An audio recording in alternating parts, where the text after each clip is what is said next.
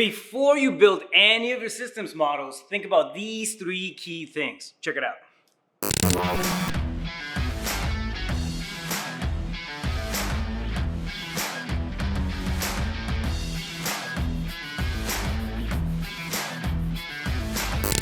Bam, what's up? Welcome back to the Less Business, More Profit series, Business 101.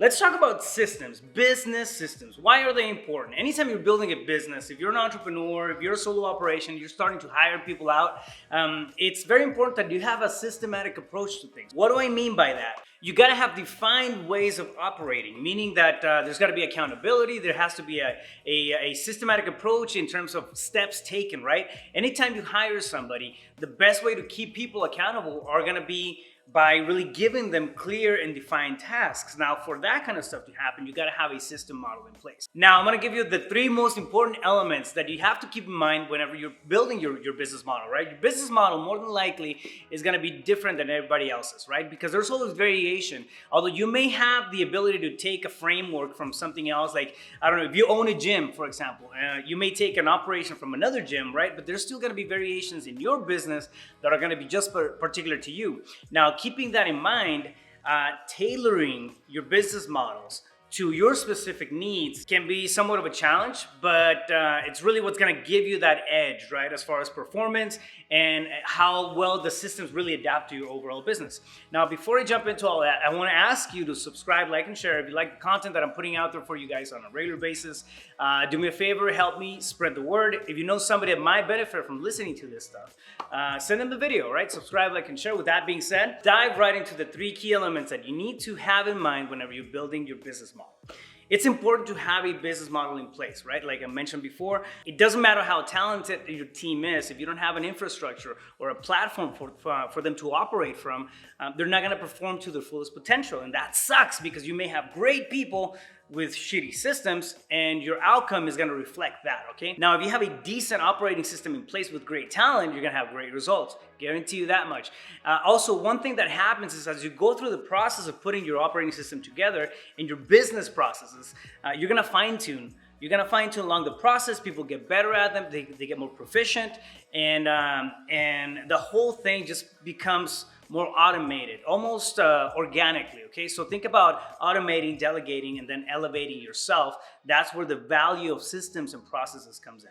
Now, 3 key elements. Number 1 is gonna be think from the end, okay? Start with the end in mind. Think about the end result that you wanna get to.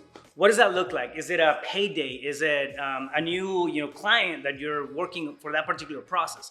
So when you're putting a process together, think of the end, okay? Begin with the end in mind. And then you're gonna take a step backwards from that end. Okay, so what was the second to last thing that happened before you got to that end? Well, if, in my world, right, for example, okay, we had to close escrow. Okay, what does that look like? Now you factor that into your process, okay? And what you're doing, you're putting together a bullet point list of just all the actions that took place from the end backwards, okay? From the end backwards. It's a different perspective, a totally different perspective than building from the beginning to the end. It just, it wraps your mind around in a different way. Now, what you're gonna do is you're gonna go deep on this, okay? So you're gonna think one step, prior, one step prior until you get to square one. And again, what you have now is a collection of activities that happened, all right, to get to that end result that you wanted to get to. When we think forward, we're gonna miss out a lot of things just because we're going faster through the whole process of creating this business model, right?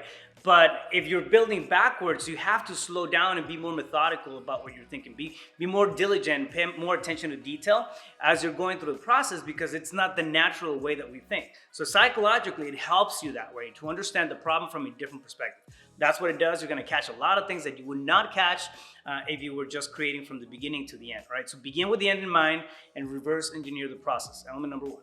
Element number 2, all right? You have to plan out or draw out the organizational chart. Okay, what do the roles and responsibilities in your business look like? Okay, and for that to take place, you got to have the stages of the business mapped out. So we're doing those 2 things. We're figuring out the stages that our business is broken down to. For example, in wholesaling, we have 6 different stages.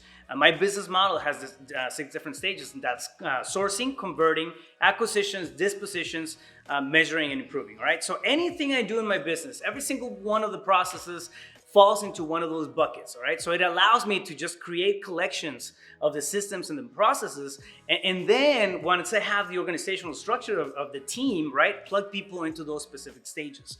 All right. That's what you want. You want to create this overall map of the stages of the business, which is everything that you have to do from the conception of a client to getting paid on deals or on memberships, on whatever you're doing as a business owner, and then the roles and responsibilities that fall into each one of those stages. Okay, so break it down that way. This is something important that you need to have for the sake of clarity.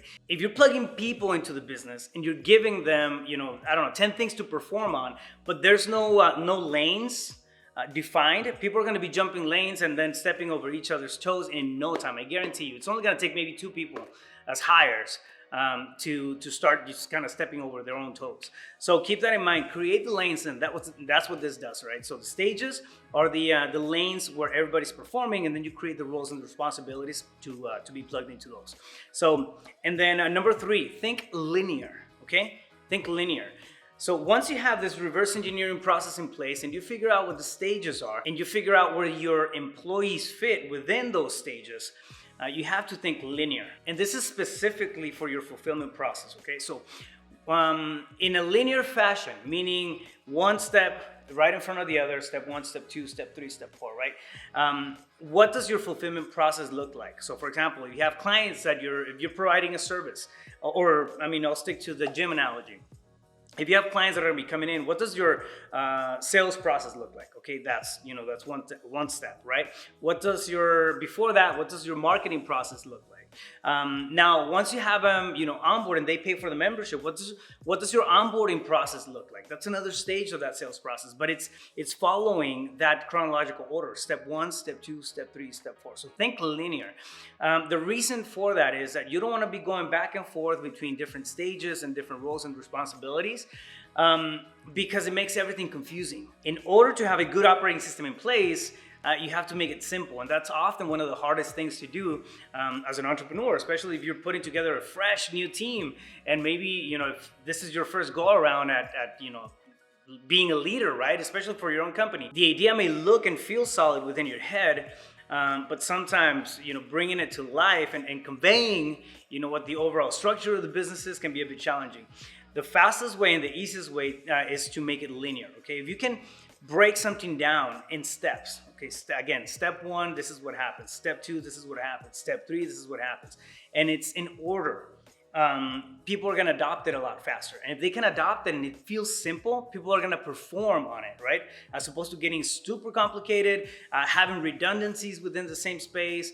If you have to, come in and then, double input information because it's in 2 different stages of the fulfillment process, that's going to be an issue, right? So get rid of redundancies like that. And think linear when it comes to building the final drafts of your operating system, right? So we reversed engineer, and that's somewhat chaotic and confusing. That was element number 1, right? Now what we're doing on the 3rd step is going to be putting everything in order, right? And thinking linear from beginning to end, okay, and polishing that whole thing. So those are the 3 key things that I keep in mind whenever I'm adding a new process to my operating system, okay? Even if it's something simple, I'll look at those same 3 key principles and then perform based off of that. All right, fam, I'll catch you on the next one. Stay focused. You got this.